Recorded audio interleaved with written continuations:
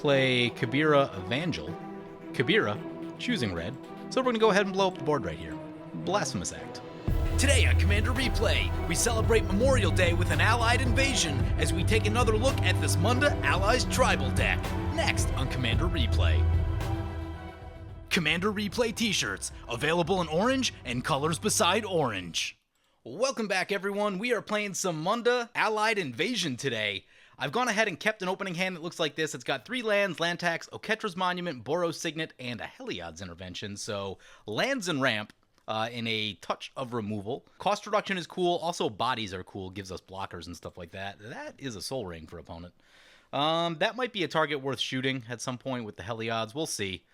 I've been finding that Heliod's is a weird card because obviously it's very flexible, but you tend to get more value out of it the later the game goes.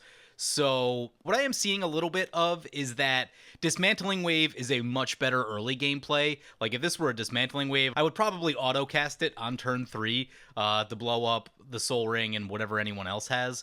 But because Heliod's Intervention is a little bit trickier, you know, we're going to have to make some decisions about that because I've only been able to do it once or twice, but someone came in for lethal and then I gained a whole bunch of life in response and I survived and then killed them. So that's a thing that can happen. And Heliod's Intervention does give you that. That flexibility is super nice, but it doesn't have the early game punch that Dismantling Wave will against especially turn 1 Soul Rings and stuff like that. Anyway, brings it to our turn. There's a Plains. We'll go ahead.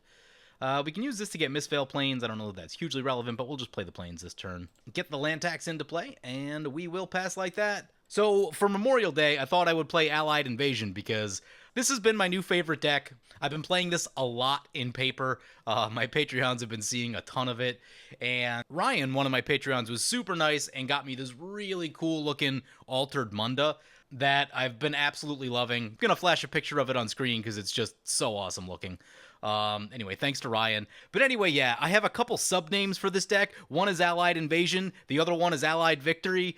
So I thought in honor of Memorial Day, for the allies who served, I thought I would play this deck as a fun little tribute. So I do hope that you guys enjoyed this video and enjoyed this deck. But with that, we'll get back into the action. Opponent's got a Raise the Alarm, gets themselves some tokens, and then a Killian, Ink Duelist, comes in. Has Lifelink and Menace, kind of interesting. And also says, spells you cast that target a creature cost 2 less to cast. Ugh. I hope that's not like removal tribal, because that would not be great. Anyway, that brings back to our turn. There's a land tax trigger. How much do you actually need? I think I'm just going to get a mountain right here. I guess we could go for 2. Yeah, we'll go for 2 because we have the Signet that we can play. Start pulling lands out of the deck. There's a Core Entanglers. Will be helpful later. This one's nice when you're trying to make the big final punch and you need to tap some stuff down. We'll play the Sacred Foundry, untapped. We're starting to run in some hand size things, just in case of a wheel, anything like that. Get the Boros Signet into play, and we'll pass the turn. So taking a look at our commander. For those that don't remember, Munda, Ambush Leader, 4 mana 3/4 with haste, has the Rally ability. It says, whenever Munda or another ally enters the battlefield under your control, you may look at the top 4 cards of your library. If you do, reveal any number of ally cards from among them and put them on top of your library in any order, rest to the bottom.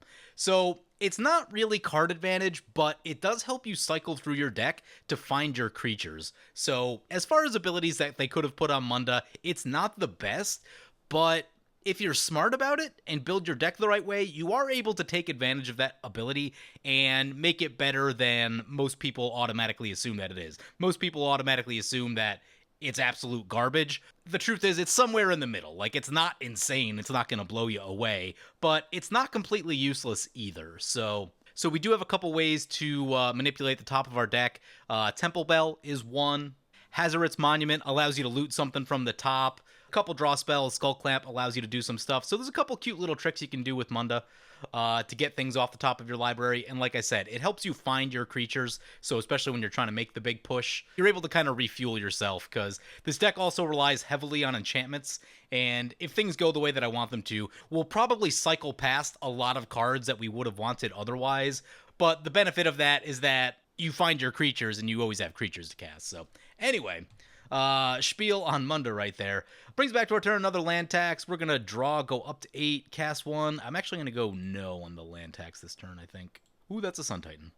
1, 2, 3. We'll be on the 4th land this turn. If we cast Oketra's Monument, we could, like, Sun Titan next turn. That's kind of crazy. The thing that we have to be careful of is that Sun Titan is a big portion of our recursion for artifacts and enchantments. So, like, just coughing it down there early is a bit risky if it dies immediately. It's not exactly the thing that you want to do. So what I think I'm going to do is... Actually, maybe it's just a good time for Munda. Yeah, let's cast Munda right here because we have so many lands already that, like, I'd like to just find more things that we can cast. So let's play the Mountain. Although, you know what? Let's get the Oketra's Monument this turn. Because if we cast Munda right here, there's a chance that we find a creature. And then things start to get awkward with our mana. So let's just get that in right now. The cost reduction now is going to be a good idea. We'll play the Flooded Strand, crack it, get the Mistveil Plains. Since we don't have anything to do with the mana, now's a good time to do it. And we'll pass like that. So then next turn we can Munda, and Munda will be cheaper. Potentially we could cast a second creature depending on what it is. So I do like that. Binding Mummy coming in. Enters the battlefield under your control. You may tap target artifact or creature. Interesting. Opponent does have a Core Haven up. I want to keep that in mind later. Take a look at what our opponents are playing. First up, we have Mango piloting God Eternal Oketra. I've seen him play this deck a bunch. He plays it in paper a lot, in addition to MTGO, and it's a pretty solid Oketra deck. If you give it just a little bit of life, it will take over the game, but it does put mono white struggles on full display. It's a very telegraphed type of deck. You kind of see everything coming, and that's the issue, is they're like, oh, well, they're going to have a bunch of 4/4s, and I have a turn to deal with them, so I better deal with them right now. And that does reduce the deck's effectiveness just a little bit, at least from what it potentially could be. That being said, it's still one of the better mono-white commanders. And so he's going to run like all of the creatures that bounce themselves and stuff like that. He's going to have Oketra's Monument in there. He's going to have cost reduction of his own. Stonecloaker can be interesting because it exiles graveyard. It's actually kind of bad for us because we do use the graveyard in this deck. The way this deck tends to work is that you don't just aggro for the win. It tends to be a couple board wipes in the middle. You tend to mass reanimate a bunch of stuff, and that's kind of what gives you the big push over the top. Typically, that takes about 9 turns or so. I call this a turn 9 deck for the most part, unless you have like a really good hand. It takes a lot of mana for this deck to operate. Opponent pokes us for 1, by the way. We'll just take a quick peek at the deck list over here. So the joke that I tell people with this deck is that you just need to make 30 or 40 mana in one turn, and then you can do crazy stuff to win the game. So often Mana Geyser is involved, or using a lot of cost reduction is hugely helpful. I rarely run Herald's Horn, but this is actually a great deck for Herald's Horn. So a lot of cute little things like that. You'll see most of the good allies. We've got Aurelia and Mirog in here. There's some cute stuff we can do with Pyre of Heroes to get certain cards into play. Molten Echoes is a lot of fun. Sunbird's Invocation and Mirror March also help us win a lot of games. So lots of fun stuff in this deck. The enchantments are a big part of it. By themselves, allies are definitely a bit underwhelming, so they need that enchantment support. Anyway, brings us back to our turn. Here's a land tax trigger. Down to 6 cards in hand. We'll draw up to 7. We'll play a land, so I think we can get to... Oh, and we drew a 3rd land per turn. Ew. Hoping for a little bit of gas right there, but that's where Munda's going to hopefully help us out. So let's cast Munda for 3 mana because of the Oketra's Monument. Oketra's is going to give us a token. Here's the Rally trigger, and we could use some gas. No gas to be found. That makes me sad. Ooh, Temple Bell. Yeah, those are all things we wanted. So this will happen with this deck. Unfortunately, usually it happens like a little bit later, and it's when you already have a couple things, but these are a lot of setup pieces that we kind of wanted. So that hurts. That's the type of stuff that like is potentially game losing, so hopefully that doesn't happen, but we'll see how it goes. We could attack someone, but there's kind of just a lot of creatures on board, especially with that thing. That thing's got First Strike and Lifelink. I mean, like, we could swing into it, but yeah, no need to be like highly aggressive right now. Just there's a lot of small stuff running around, so a 3/4 is a fairly valuable blocker. If I had like a Sword of the Animist or something on there, then it'd be fine, but we'll discard the Mountain. I think we can do, we could land tax. That'll reshuffle our library, so like all those cards we just put to the bottom that like we potentially want will end up somewhere else in the deck, and that'll be hugely helpful. Burn a Shark coming in for the Oketra. Yep. They're going to make some 4/4s. Yep, and they get to tap things down. Also gross. Going to tap down the dockside. Take a look at our second opponent. It's Delta Fiend, and they're piloting Killian, Duelist. We kind of looked at it a little bit already. Lifelink Menace. Spells you cast that target a creature cost 2 less, so I assume there's going to be a lot of spot removal in there. I assume that's how this works. Although, we see an Ethereal Armors, so maybe it's also an Aura deck, which would be kind of interesting. I don't know that I've ever seen black-white auras, but Definitely some cool stuff you can do with that. Is Animate Dead actually an aura? I forget. Animate Dead has some really weird rules text on it. But potentially, when you talk about black-white auras, you talk about like Sun Titan, Animate Dead, Necromancy type stuff. And that's just a really good place to be. So, wonder if they're doing that. Not entirely sure, but we'll see what they've got. And then finally, we've got Illegal Xeno piloting Akim the Soaring Wind, one that I don't think I've really seen before. 5 mana 3/4 with flying. Whenever you create one or more tokens for the first time each turn, create a 1/1 white bird creature token with flying. Pay 6, give your creature tokens double strike until end of turn. So, cares about flying tokens. It's not awful. Maybe a little clunky at 5 mana, but whenever you make a token, you can make another token, so that's pretty cool. And doubling up tokens like that can definitely be powerful. It's going to make it hard to attack in without trample or some sort of evasion, so got to be a little bit worried about that. Opponent puts an Eidolon of Countless Battles on the Killian. Yeah, so this is definitely Aura. Probably Aura Voltron. And no attacks with it. Again, yeah, there's stuff piling up over there, so things getting a little wacky. Opponent did get a Semblance Anvil into play, putting a creature under it, Elish Norn. Thank God we won't be seeing the Elish Norn, because that thing's super nasty. But that gives their creatures cost reduction of 2, in addition to the Soul Ring. I'm starting to think a little bit more about this Heliod's Intervention now. But the thing they don't have yet is card draw, and if they find a Skull Clamp or something, we might want to save it for that. And that's kind of the tricky part with this Heliod's Intervention, is when do you play it? It's going to be a big mana play when you do, which can make it tricky, so it's there's just a lot of skill that goes into figuring out when you want to cast this thing. I think I will take that land tax and just reshuffle all those cards, because Temple Bell is super helpful in this deck, which you wouldn't normally think about Temple Bell as a card that you want to run all the time, but it's actually pretty good. So there's a Hazoret's Monument that's actually huge. Can we also get a creature into play this turn? I don't know if we'll be able to do that. Definitely play a Plains. We want to get to 7 Plains for Emeria. We're going to be one short of Hazoret's and the Core Entanglers, but I would definitely want the Hazoret's first. We need to loot some of these lands away. Oh, maybe not. No, maybe. Yeah, we're definitely one short. Yeah, we'll pass like that. Kind of wish we didn't overtap. In a lot of situations, I would just cast the Sun Titan and start getting lands out of the graveyard, and that's a very good thing to do. But like I said, if these go down, these are kind of a big deal in the deck. Ooh, that's a Cloud Key. More cost reduction. Just trying to load up the targets for this Heliod's Intervention. Like I said, once I get card draw, then we definitely have to do something. But Cloud Key is a really cool card that I don't think it shows up enough. Cost reduction is actually really powerful. Maybe a little bit less so early in the game, but as you get later into a game... Oop, that's Ashnod's Altar. Make a lot of mana with that.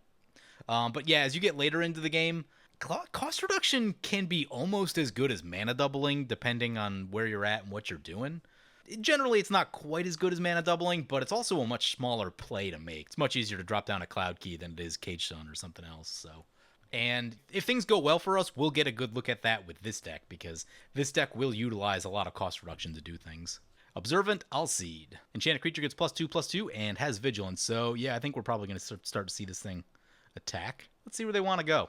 I'd prefer it wasn't us. Sweet, swinging into Mango, always a good choice. So I've been playing with Mango a lot lately, both in paper and MTGO, and he's just been a very formidable opponent. He's one of the few people that I play with that's able to, consistently keep me in check. And I know that, if I run out of removal, he has a very good chance at winning the game, just in most situations. So I'm definitely on board with this attack to Mango, but he's going to fog it with the Core Haven. Seems like a good idea, stop all that lifelink. And that kind of hurts opponent. That's a lot of value to lose right there. Going to 51 life is actually a pretty big deal. Especially everyone's looking a little bit aggressive. Life gain becomes really good against people trying to destroy your life total, essentially.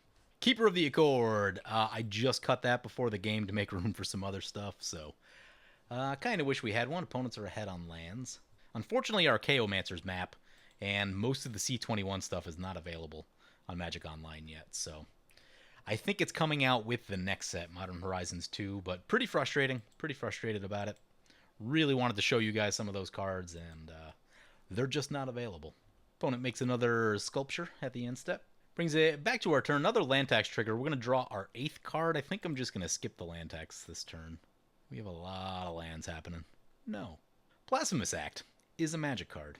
Do we need it yet? This is soon going to be out of Blasphemous Act range. I think we can hold. I think we can hold a bit. Yeah, let's try to get some value going. Let's get our Core Entanglers. A card that doesn't seem like it would be that great, but has actually overperformed quite a bit. So we're going to get a Hazard's trigger and an Oketra's trigger. We'll put Hazard's on the bottom. Oketra's is easy enough to resolve. No real thought in that. We got to be careful. We don't want to just discard all of our mountains. Most of the allies we care about are actually red, so I'm going to discard a plains. Ooh, that's Kabira Evangel. This one gives you protection from colors, and that's also one of the better ones in this deck. So hopefully we're going to get a good look at Munda's rally ability right here. We're going to tap down this Killian, which is going to be super awkward for our opponent. They are not going to love that. But strategically, it's a good thing to do because then it kind of opens the door to them. And we use Munda's ability. So here's the rally ability. We've got a Fire Mantle Mage on top. This one's Menace, which is decent. So we'll put that on top, but we see Mirror March and Rally the Ancestors going to the bottom, and those are good cards that you do want. But again, that's kind of how this ability works. You're going to look at a lot of things, but it does help you get to your creatures. So Core Entanglers is going to tap that.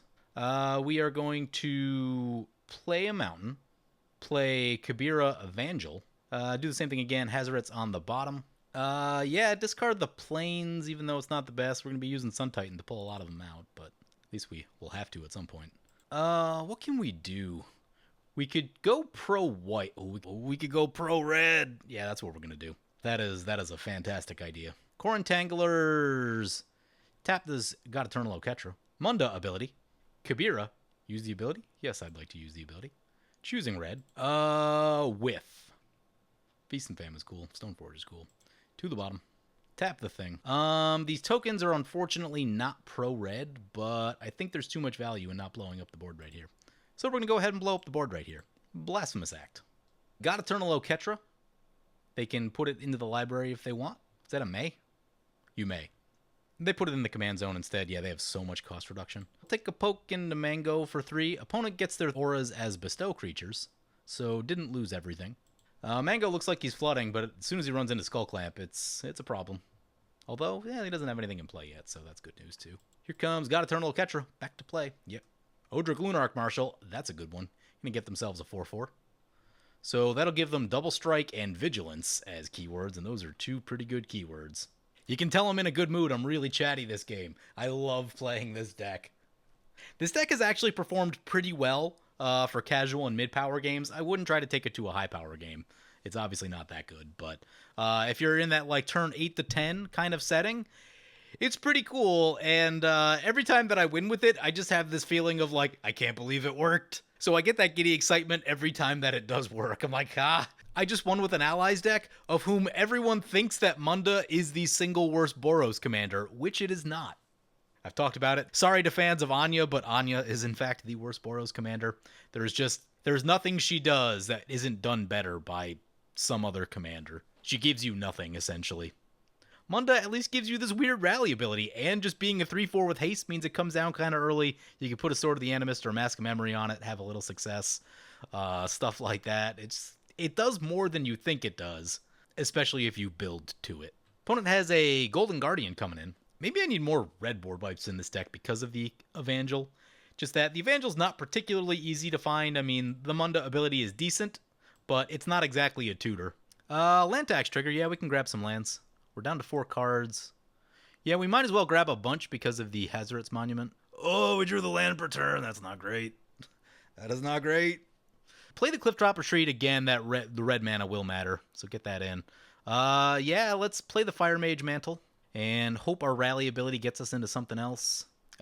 Discard a plains, I guess. There's a Burnish Chart. Ramp is reasonable. There's some triggers. That's what happens too. The more creatures you have in play with this deck, the more triggers that go off, and it gets kind of confusing, especially in paper. What are we tapping? Let's tap this zombie, because if we go pro-white, that's most of the other creatures on the board. Here's the rally trigger. Ooh, that's Chasm Guide. Chasm Guide is really good. That's Team Haste. Rest to the bottom. Choosing white, and this will give us Menace. Cast the Burnish Tart. We have 3 mana left. Let's see. Let's discard... Yeah, we'll discard the Mountain, I guess. Casting the Chasm Guide right here, I don't want to expose this Chasm Guide to a board wipe. If someone else has the board wipe, this is how you rebuild from it, and this is how you win the game, so we want to be very careful with this one. If we were making a bigger attack right here, I'd probably play the Chasm Guide, but I think based on the situation, it just makes sense to hold the mana up for Burnish Tart. With that, we will go to combat. Odric trigger. Oh, we've got Menace. Let's see. Mango's got commander damage. We'll send that his way. He'll probably just fog it, though. Menace, protection from white. Yeah, we'll send that one right there, and this one right there. Yep, he's just going to fog.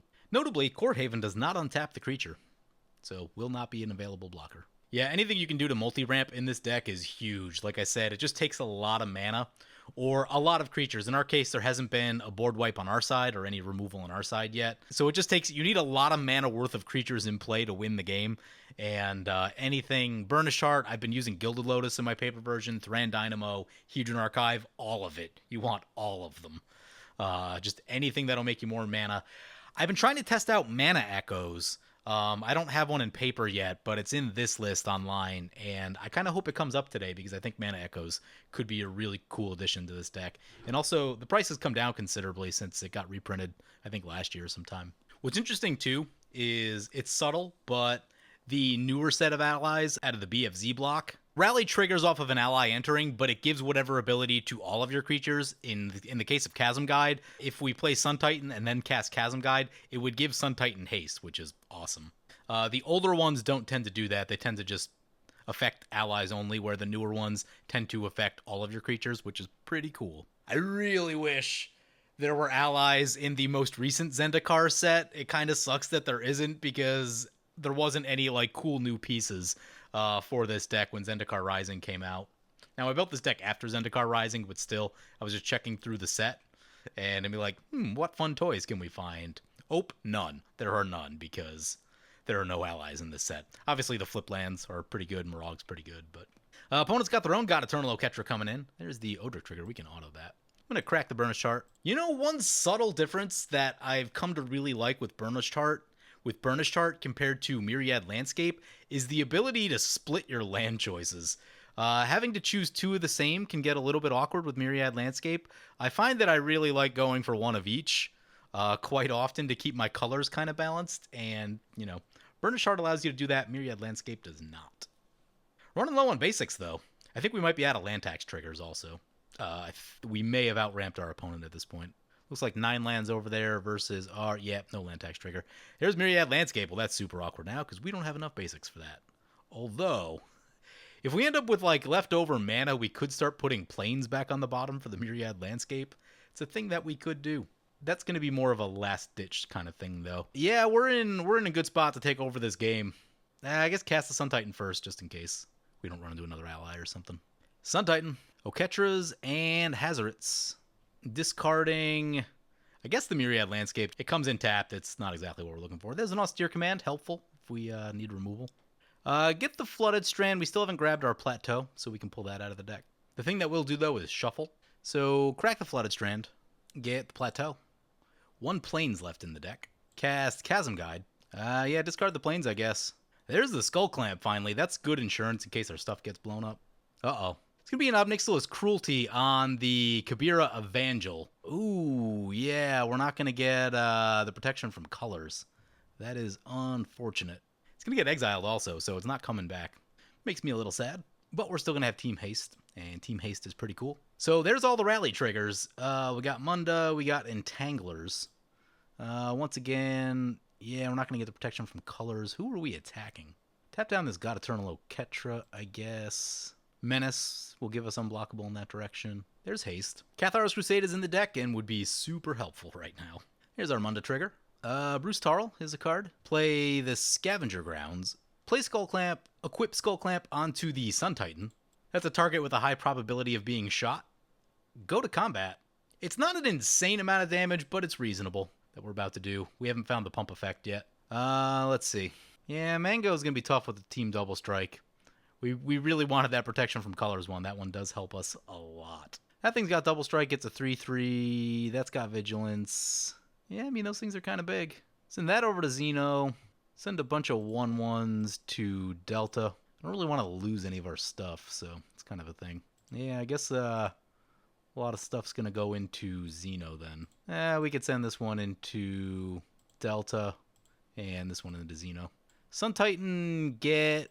You know, Burnished Heart's a blocker, which isn't the worst thing I've ever heard of, but yeah, we'll get a planes back into play for Emeria, if that shows up. This is one of those decks that benefits from not having all the fetches and duels because your planes count really matters, and Emeria is the thing that you can reasonably do in this deck, so having a few more basics is a good idea, and something I've been working on a little bit with my decks. Even my Angel deck also, I noticed with the fetch lands that I had to cut a few things and just get like, even just getting 2 additional basics back into the deck. It's been really helpful. Yeah, the Menace is pretty helpful. Opponent's got a double block, a 1/1. Pretty sweet. There is a red ally that gives +1/+1 for each ally that enters the battlefield, and that's kind of the one you want to find to get that big damage to push through. Or Cathar's Crusade, which I talked about. There's also the double strike one, which helps a lot. Haven't run into any of those though, so yeah. Oh, you want to? We could have skull clamped a bunch of tokens. Well, it's too late now. Whoops, whoops, whoops, whoops. I guess it just depends on like whether opponents have board wipes and stuff. If they don't, next turn probably getting some stuff done. Mentor of the Meek for opponent. They'll get another 4/4. Opponent not attacking yet. Still doesn't have. It's the evasion that they need. If they had like evasion or lifelink, that would probably force the attack. Although, you know, those have vigilance. I probably would have sent them somewhere. Like, they could at least eat a 1/1 or 2. 3 Dreams. Good card, but is going to be slow. So they can get 3 Aura cards with different names, put them into their hand. I'll see what they go for. All that glitters. +1/+1 for each artifact and enchantment you control. Makes it a 7/7. It's got double strike and lifelink and menace. Those are abilities. I feel like they're playing a touch passively right there. I think we've established ourselves as the threat. So, like, I don't think they get attacked. Well, maybe not. I don't know. Mango could be a touch unpredictable. Next turn, I probably want to leave up the Heliod's Intervention in case he finds Skull Clamp or something ridiculous. Because, you know, he's doing okay right now. But as soon as that Skull Clamp comes down, he's got all the pieces to really go wild. There's a Talrand for opponent. Those are pretty good. We're going to Mistveil Plains a Plains back to the bottom. And opponent's going to do the thing with Golden Guardian and have it fight this 4/4. Yeah, they're going to be getting some tokens over there, too. We're going to need to find our stuff that pumps things up and potentially the one that gives trample. Hopefully the one that gives trample's in here. So this comes back flipped over. They can add 2 mana of any one color, or they can make a 4/4. Boros Signet. Brings back to our turn. There's that Bruce Tarl. We're going to start by skull clamping a token. See if we can find anything cool. A sweet enchantment would be good. Lifelink is also good here, too, just because it... Stoneforge Mystic is a card. Lifelink can help keep us alive against people who are all playing aggro decks, so that's important. Yeah, here's some things we can do. Stoneforge Mystic first, because it's going to shuffle our library. Going to go negative on the Hazards right here. Although, actually, we could have just dumped the Highland Berserker and pulled it out, but probably better just keep pulling lands out with the Sun Titan. There's no amount of mana this deck can't spend. Stoneforge Mystic. Probably on Feast and Famine, maybe. The black creatures are kind of an issue. Yeah, given the options here, because like, getting through the mask is kind of tricky. Let's go for Feast and Famine. It's the most powerful, gives us evasion. All things we want to be doing. Play Bruce Tarl. Wow, just a red and a white. Bruce Tarl for 2. Love it. Cost reduction. More stuff. Once again, no on the Hazards. Well, maybe we could discard the Heliod's Intervention since we have Austere Command, but I'd rather not blow up our own artifacts. They are important for doing things. So let's start by tapping this God Eternal Oketra. Munda Trigger. Fire Mantle Mage. Chasm Guide. Bruce Tarl will put it on, I guess, the Sun Titan first. Use the Munda ability. There's Kazul Warlord. That's the one we're looking for. Rest to the bottom. We tap stuff. Might not be able to get the Feast and Famine this turn if we keep doing all the other things. Skull Clamp a token. Draw 2 cards. Ooh. Dusk and Dawn is very interesting. Creatures power 3 or greater. Yeah, that hits a lot of our stuff right now. But Dawn is super helpful if a board wipe happens. We need to get our things back. Play Kazul Warlord. It's going to be 4 mana. Actually, I think we can discard. Yeah, we're not going to play the Dusk. Unless something weird happens, maybe we will hang on to it. Yeah, we'll hang on to it. Bunch more triggers. Tap down this big thing. It's kind of scary. So now the team's going to get pumped up. This one only pumps up allies, sadly, but it's still very reasonable. Chasm Guide will give haste. Always yes on the Warlord. Use the ability. Oh, there's Double Strike. Ooh, that's also the Pyromancer. Yeah, those are both good.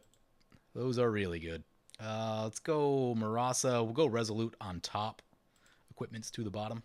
We have exactly enough to draw and cast the Blade Master. So let's do that. Skull Clamp another thing. Draw 2 more. Cast the Blade Master for 3 mana.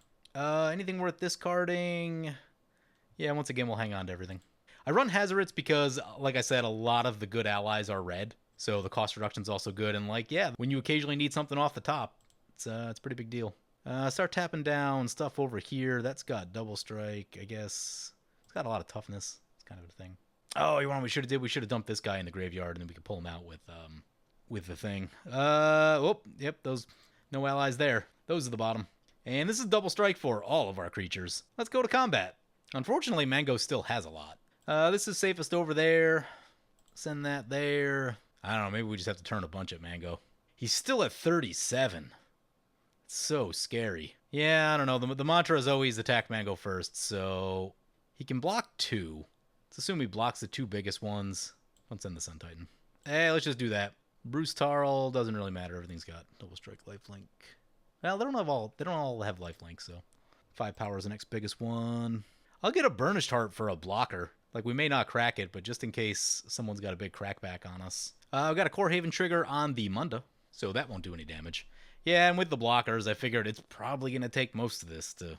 I mean, there's some chance he even survives. I haven't really done the math. If he blocks the 2 biggest ones. He goes no blocks. Now, that will definitely kill him. We overkilled a little. We got him for 27. I didn't want to take any chances. I know how his deck works. I've given it, like, in the past, I've given it just that, like, that one breath of air it needs, and then it just takes over. You want to know what I didn't do is kill opponent because they just got an unquestioned authority. And they're actually going to have lethal on us. Oh, it's not lethal yet. What else did they get? As long as this one doesn't have flash, we're good. This will be 16 commander. Doesn't kill us. It's going to hurt bad, but we do need to kill him next turn. Protection from creatures. Can't block it. Yeah, we survived at 16 commander. We've got a chance. Opponent says they forgot to cast something. They're probably dead for it. Yeah, that's the stage of the game we're at. He said he had something to kill us, but he got distracted by someone on Discord. Well, that's okay. I got distracted because I'm actually a little bit rusty at playing the game and commentating all at the same time. Took about 3 weeks off. This is only my second game filming since I've been back. So, normally I check on this sort of stuff, which I didn't do and nearly got us killed. Brass's Bounty coming in for opponent. Create a treasure for each land you control. Kind of an interesting card. One that I've been starting to adopt a little bit more. Could probably go in this deck. Like I said, this deck wants to make a lot of mana all in one turn. So, if you take a turn to tap out for the Brass's Bounty and then you have all your treasures for the next turn, that could be a very real thing. They get 7 treasures, so it looks like they're breaking even on that. Opponent is at 48 life. We've got some stuff. Ooh, what's that? I didn't see that one. Soul Link. Whenever enchanted creatures deals damage, you gain that much life. Whenever enchanted creatures dealt damage, you gain that much life. Yeah, that's spicy. Here comes Akim into play. I think the first time all game, we haven't really seen it. This is good for chewing through tokens. With 7 allies, 7 is more than I usually have. Usually it's like somewhere between like 4 and 6. Is about what you expect to get out of this. I tried to do a little combo with Brash Taunter, where you could Pyre of Heroes from Chasm Guide or one of those into the thing and then use Marasa Pyromancer. But realistically, I've killed one person with it, but I found that it's not the most consistent. This is really much better at just picking off small little things. And occasionally you get a bigger creature with it too, but yeah. So we are gonna play a Marasa Pyromancer and start all the abilities triggering. Do that differently. Be careful with our red mana. Oketras and Hazarets. Yeah, I think opponents are tapped out. We could probably just dump this thing in the bin. Then pull it out with Sun Titan. Oh, there's the Mana Echoes. We could, probably keep this going for a while if we wanted, but doesn't seem like it's going to be that necessary. Yeah, there's a whole bunch of triggers. Like I said, this deck gets kind of tough to manage in paper. 7, you say. 8 now. 8 is good for shooting this thing. And then Menace makes us essentially unblockable against them. Entanglers start tapping some stuff down. Oh yeah, with the Warlord, that should definitely put us over the top. This guy is one of the big keys to the deck. Pumping up the team is super important. I kind of wish this was the ability on Munda. It would be much easier to build a really good allies deck. Essentially, if this was red, white, and 4 mana. And legendary. Use the Munda ability. Whoop, there's a Pyre of Heroes, but whiff. We've got most of the good ones now. Probably starting to get a little bit thin on allies in the deck. Use the ability to shoot that. This should be good enough. Everything also get pumped up one more. Let's go to combat. So if we send what do these have? Those have double strike and menace also. We could send a couple of these over there. Then everything else at Delta. Maybe don't send this. We could shoot the thing. That'd probably be a good idea. Oops, forgot to equip the Skull Clamp. Oopsie. Whole bunch of triggers. Bruce Tarl, put it on the Sun Titan. Sun Titan, get back Highland Berserker. That'll give us one more trigger of everything. Blade Master, Pyromancer, shoot the Akim. Munda, Entanglers, tap this thing. Warlord, Berserker, Fire Mantle, and Chasm Guide. We got some ally triggers going. It's an allied invasion. Use the Munda ability. Oop, found one. There's Angelic Captain. Haven't had a chance to play with this one yet. It's kind of a new addition to the deck. Its main thing is that you can Pyre of Heroes it into an Aurelia, which is kind of a big deal. But it's also, there's like no flying in this deck, so I figured having like a flying blocker or a flying creature would be really helpful. And we got our last two triggers, Team Double Strike and Double Strike Lifelink. Hope this does it. Well, do one more thing first. Destroy that, and just to take no chances, that. Heliod's Intervention X5, getting rid of things that could be a problem for us. Everyone going down. I think that's an allied victory. You guys like the pun? Anyway, so yeah, this is one of my new favorite decks to play. Like I said, you're going to need about 9 or 10 turns of setup for this deck to work. You do not ever want to miss a land drop in this deck. You need to ramp like crazy. In this case, we got lucky that I don't think we took any removal at all. And if that's the case, then it's much easier to assemble what we were doing. If you run into a little bit of removal, that's where you're going to want stuff like Rally the Ancestors. Death or Glory is one I'm testing out. I have been using Martial's Anthem in my paper version. Martial's Anthem is decent, but when you have to tap out like 14 mana for it, it's just frustrating because if that were like Rise of the Dark Realms is a fixed cost, and at 9 mana, it's expensive, but you can still do a couple other things in your turn. When you have to tap out like 14 or 16 for a Martial's Anthem, you can't do anything else in your turn. And that's been super frustrating to me. You want all the mana production in this deck. There's just no amount of mana production that'll make you happy. Like I said, I've been using Gilded Lotus in the paper version. Card I haven't been using as much lately, but it took us a little while to find the pump spell. We had a Shared Animosity in here, which can make everything huge quickly. Took us a little while to get to the Kazul Warlord, which is a big part of the strategy of this deck. I have found that even Hada Freeblade gets really big and is able to kill a lot of people. There's another 5 mana one that gets +1/+1 counters on it. It's a little mediocre, but I have wanted to test it because you need things to get bigger and you need more size. You know, you're really looking for those pump effects. Cathar's Crusade is a good one. That'll let you win the game super quickly. If you hit any of the big enchantments, Cathar's Crusade, Sunbirds, or Mirror March, or even Molten Echoes, things get super wild and you can do some really crazy things. We didn't really see that much of that today. We had to take a more reserved route, but yeah, this deck has been a ton of fun, so I hope you guys enjoyed the video. As always, feel free to comment, like, or subscribe. Thank you for watching. I want to thank my awesome Patreon supporters. You guys are awesome. If you want to help support the channel and vote on which decks I play next, feel free to check out my Patreon, link below.